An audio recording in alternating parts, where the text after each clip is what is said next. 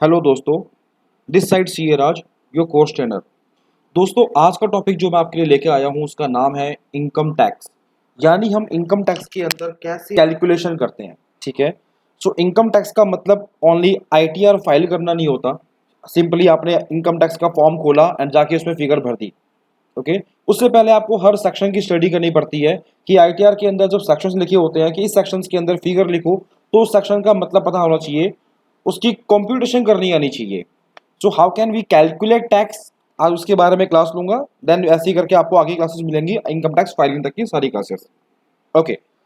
So income tax computation के regarding मैं आपसे बात करूंगा। एंड आपको अगर मेरी वीडियोस सही लगती हैं, कुछ सीखने को मिलता है, तो please do subscribe my channel. ठीक है। आपके इससे क्या होता है, सब्सक्राइब करने से हमें मोटिवेशन मिलता है कि हाँ जी, बच्चे हमारी वीडियोस देख रहे हैं, उनको कुछ समझ में आ रहा है, तो हम और वीडियोस बना के यूट्यूब पे लेके आए। राइट। तो please do subscribe my channel. And अगर आपने कोई बेल आइकन प्रेस नहीं किया तो please press the bell icon. And कोई भी क्वेरी होती है please do comment on the YouTube. तो जो भी वीडियो आती है उसकी आप कमेंट कर सकते हैं। कोई क्वेरी है या कोई नेक्स्ट वीडियो का मुझे आपने सजेशन देना है तो प्लीज आप दे सकते हैं। ओके। चलिए मूव करते हैं वीडियो की ओर। टुडे आज की क्लास स्टार्ट करते हैं अपनी हम, which is about the income tax. Previous class में हमने कुछ बातें की थी इनकम टैक्स के regarding,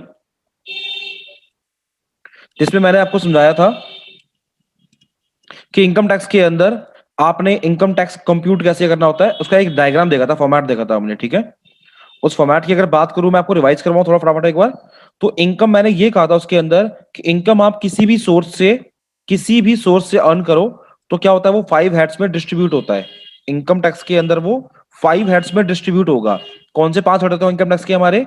sir, we have a 5 heads named as salary head जो है हमारा, income under the head salary, income under the head house property, income under the head PGBP, profit and gains from business and profession, capital gain, other sources.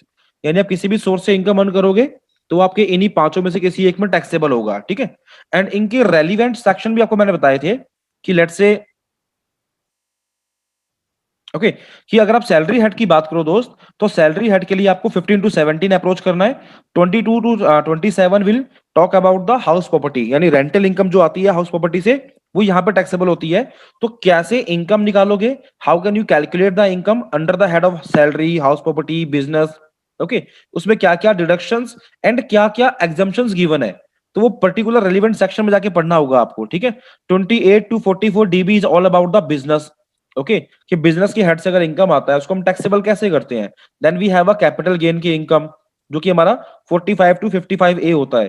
Then other source हमारा cover होगा 56 to 59 तक के लिए। तो ये इनके relevant section है जिसके अंदर आपने इनकी टैक्सेबिलिटी, डिडक्शंस और एग्जम्पशंस को पूरा समझना है। तो किसी भी क्लाइंट के पास मान लो 2-3 तरह की हेड की इनकम होती है, या पांचों हेड से इनकम आ रही है लेट से, तो हम उन सभी को ऐड कर देंगे। तो what we will get 5 heads की टोटल आ जाएगी हमारे पास। ठीक है। चाहे मान लो आपकी सैलरी हेड से इनकम होती है, दूसरी इनकम आपकी रेंटल आती है, और कोई सी भी इनकम नहीं है, लेट से आपकी रेंटल इनकम आती है और आपका इंटरेस्ट आता है बैंक से, तो आप बस 2 हेड को ऐड करके आपका आ जाएगा टोटल ऑफ इनकम। इसके बाद क्या होता है बच्चा, हम इसमें ऐड करते हैं। ठीक है। ऐड क्या करते हैं सर, हम इसमें ऐड करते हैं क्लबिंग के प्रोविजंस जो होते हैं हमारे पास। ठीक है। तो क्लबिंग ऑफ इनकम के जो प्रोविजंस होंगे ना, वो इसमें आप ऐड करोगे। ठीक है। ये ध्यान रखना। तो क्लबिंग ऑफ इनकम के प्रोविजंस पे हमने ऐड कर दिए। सर, क्लबिंग के प्रोविजंस ये ना हमें लास्ट क्लास में समझाया नहीं था आपने। मैंने आपको लास्ट क्लास में ये भी आपको एक इंट्रो दिया था कि भाई किसी और की income, let's say you are a tax payer. Okay. You are a tax payer, और मान लो आपके स्पाउस की, आपके डॉटर इन लॉ की, आपके माइनर चाइल्ड की, उसकी इनकम आ रही है जो कि डायरेक्टली आपसे रिलेट करती है। ठीक है। तो उस केस में क्या होता है, वो आपकी इनकम में क्लब कर दिया जाता है। ठीक है। तो ये रेलिवेंट सेक्शन सारे पढ़ेंगे बैठ के भी। Will cover the salary head, उसके अंदर जाके देखेंगे 15 में क्या लिखा है, 16 में क्या लिखा है, what is the mention in under 17। तो ये एक एक हेड खत्म करेंगे, उसी में क्लबिंग के प्रोविजंस भी आएंगे। अगर मैं क्लबिंग के प्रोविजंस की बात करूं, तो ये आपका जो हिट करेगा वो 60 to 65 हिट करता है। ओके। सेक्शन, चाहो तो इसको मेंशन कर लो, लिख लो एक बार आप सारे।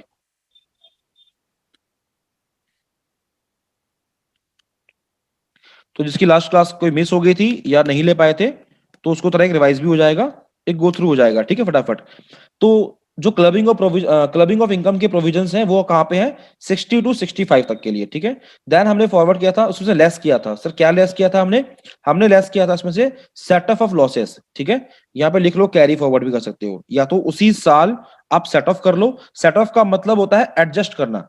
सेम ईयर में कोई लॉस है किसी और हेड से, तो किसी और हेड से या सेम हेड से के प्रोविजंस है, आप उनको सेट ऑफ कर सकते हो, अपने इनकम को कम कर लो फिर, ठीक है, अपने इनकम में से, या फिर क्या कर लो, उनको कैरी फॉरवर्ड कर लो अगले साल के लिए, नेक्स्ट ईयर्स के लिए, ठीक है। तो ये ध्यान रखिएगा। तो आप जो लॉसेस होती हैं, सपोज करो आपको हाउस प्रॉपर्टी से लॉस हो रहा है, ठीक है। सर हाउस प्रॉपर्टी से लॉस कैसे आएगा, भाई मान लो मेरा जो हाउस प्रॉपर्टी का हेड है ना, उससे मेरी कोई इनकम नहीं होती, बट उसपे मैंने ईएमआई ले रखा है, उसपे मैंने लोन ले रखा है, उसकी मैं किस्तें भरता हूं, तो वो मेरा हाउस प्रॉपर्टी से लॉस है, इनकम नहीं आ रही बट मैं किस्तें भर रहा हूं। एंड वी कैन डिडक्शन, हम उसको हम डिडक्शन ले सकते हैं अप टू 2 लाख तक का इंटरेस्ट के ऊपर हम डिडक्शन ले सकते हैं, ठीक है, we can claim it.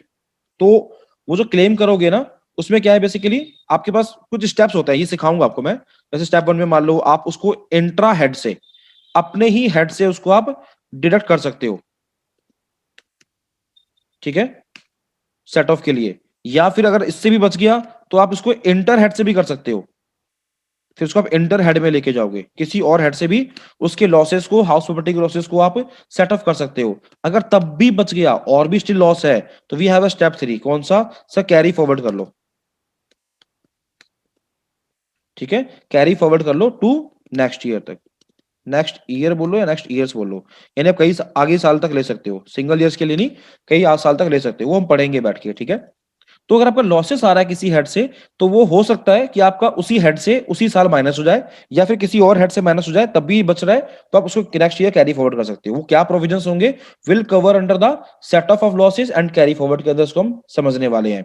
And जो इसके सेक्शन रेलिवेंट फॉल करेंगे इसके लिए, वो 70 to 79 फॉल करेंगे, ठीक है। तो ये आपके रेलिवेंट सेक्शंस हैं, इनकी स्टडी करने के लिए आपको काफी हेल्प करेंगे, ठीक है। एक ना क्वेश्चन आता है माइंड में कि सर आपने समझाया था यहाँ पे कि 15 से लेकर 17 के सेक्शन तो है हमारे पास, देन बीच के सेक्शन जो है ना आपके 18 से 21 तक के, आपने सर ये कहा था कि ये सर अब ओमिटेड हो गए हैं, ओमिटेड, ठीक है, खत्म हो गए सर, एक्ट से ही खत्म हो चुके हैं। आई थिंक जब आप शायद पैदा भी ना हुए हो तभी खत्म हो चुके थे, ठीक है। तो विद द इफेक्ट फ्रॉम 1989 से ये एक्ट से हट गए थे, ओमिट हो गए थे, ठीक है। तो ये समाओ आप आपका इसमें क्लब हो चुका है, इंटरेस्ट अदर सोर्स के अंदर ऐड कर दिया है, तो इन सेक्शन का रेलिवेंट नहीं था। तो 1989 में ये सेक्शन खत्म कर दिए गए थे, तो इसलिए आप यहाँ पे इसको नहीं देखते। किसी जमाने में पहले हमारे पास 6 हेड हुआ करते थे इनकम के, ठीक है। तो जैसे अब ये 5 पढ़ रहे हो, पहले 6 थे, छठा से हमारा हेड ये भी था एक, बट खैर अब इरेलीवेंट है, बहुत पुरानी बात है ये, ठीक है। एंड साथ में ही सर यहाँ पे देखो गैप है, कौन सा गैप है, सर 65 तो ठीक है यहाँ पे आ गया, बट सर 66 से लेकर 69 तक के सेक्शन कहाँ गए। तो अगर आपको मैं समझाने की कोशिश करूँ यहाँ पे, जो सेक्शन है आपके 66 से लेकर 69 तक के, ये सेक्शन जो है ना फॉल करते हैं आपके ब्लैक मनी के लिए, ठीक है। किसके लिए है सर ये, ब्लैक मनी के सेक्शंस हैं। आपने पढ़ा होगा अनएक्सप्लेन्ड जो हमारी इनकम होती है, अनएक्सप्लेन्ड मतलब जो इनकम आप एक्सप्लेन नहीं कर रहे अपने आईटीआर में, जिसके ऊपर टैक्स नहीं बता रहे, ठीक है, जो बेसिकली होता सबके पास है पर बोलता कोई नहीं है, ठीक है, वो वाला अमाउंट, ठीक है।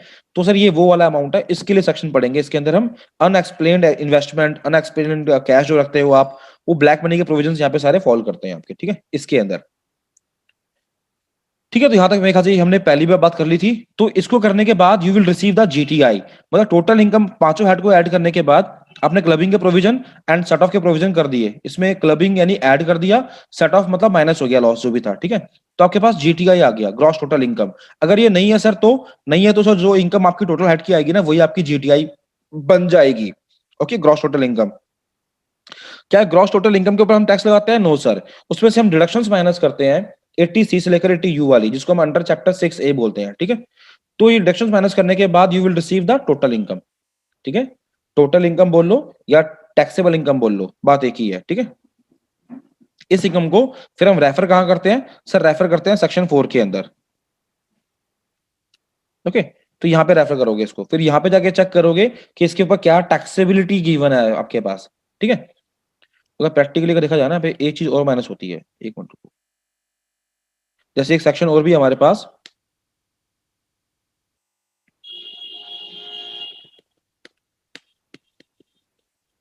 डिडक्शन अंडर सेक्शन, अगर लिखना है तो लिख लो, उसको भी काम आएगा, AA।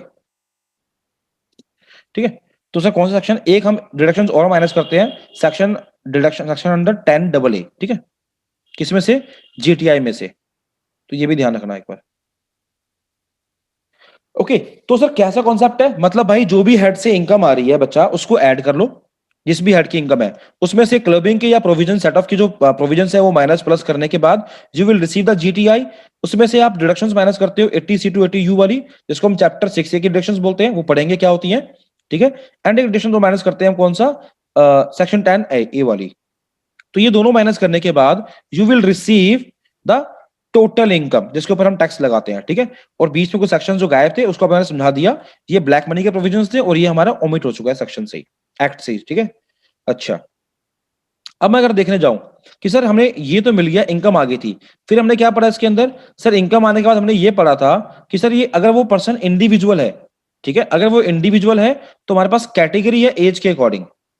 कैसी कैटेगरी है, एज के अकॉर्डिंग, कि अगर आपकी एज जो है 59 तक की है, ठीक है, तो आपके लिए ये रेट एप्लीकेबल है। ठीक है, and we have a new slab rate, और भी हमारे पास एक, आपको याद होगा कि इस फाइनेंस एक्ट में क्या आया था, हमारे पास एक नया स्लैब रेट आया था। ठीक है, तो उसको भी देखेंगे, वो भी हमारा पेंडिंग है अभी। ठीक है, तो आपको दोनों ही स्लैब रेट के बेस पे कंपेयर करना है, कंपेयर। ठीक है, ध्यान रखना। तो बच्चों अभी तक जो हमने देखा उसके अंदर आपने सीखा कि एक कंपटीशन के लिए कैसे फॉर्मेट रेडी करते हैं। ठीक है, तो आई थिंक फॉर्मेट वाला पार्ट क्लियर हो गया कि हम किन हेड से इनकम को क्लब करते हैं, देन क्या क्या डिडक्शंस होती है हमारी, एंड देन हम कैसे अपना टोटल इनकम निकालते हैं, जिसके ऊपर हमें इनकम टैक्स के स्लैब रेट लगाने होते हैं। फिर वो हम देखेंगे कि जिसके वो जो हमने इनकम निकाली है, ओके, हमने इनकम कैलकुलेट करी है, वो इनकम हमने कंपनी की निकाली है या पार्टनरशिप फॉर्म है या इंडिविजुअल है या प्रोप्राइटरशिप फॉर्म है, वो उसके अकॉर्डिंग फिर हम टैक्स रेट एप्लीकेबल करेंगे। Okay, so we have a different rates, चाहे वो कंपनी हो, एलएलपी हो, पार्टनरशिप फर्म हो, सोसाइटी हो, ट्रस्ट हो या प्रोप्राइटरशिप फर्म हो, इसके अकॉर्डिंग फिर हम देख के पर्सनस को हम टैक्स रेट एप्लीकेबल करेंगे। तो we have a slab rate भी है हमारे पास, और हमारे पास फ्लैट रेट भी है, और हमारे पास कुछ स्पेशल रेट्स भी हैं, स्पेशल इनकम के लिए, कैजुअल इनकम के लिए। ठीक है, so accordingly we can discuss all the things in other further classes. तो ऐसे ही अपना प्यार मुझे देते रहिए, kindly do subscribe my channel, और बस मिलते हैं अगली क्लास में। Till the time take care, stay safe, thank you so much guys.